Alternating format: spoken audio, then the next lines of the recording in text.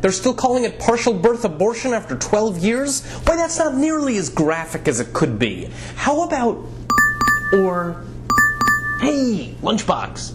In the wake of an awful tragedy this past week, a hot-button issue has been brought up yet again, one that has been the basis of political arguments for much of the last century. Of course, I'm referring to the question, do Jews like to make money?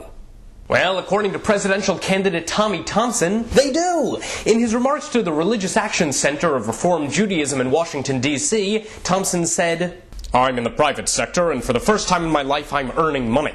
You know, that's sort of part of the Jewish tradition, and I do not find anything wrong with that." But at least Thompson explained his remarks later when he said, "What I was referring to is the accomplishments of the Jewish religion. You've been outstanding business people, and I compliment you for that. Yes, that is indeed our crowning point as a religion. Business savvy. God made us tricksy. What can we say?"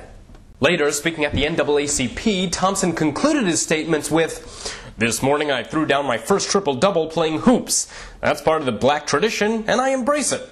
And now it's time for another round of Me versus John Edwards.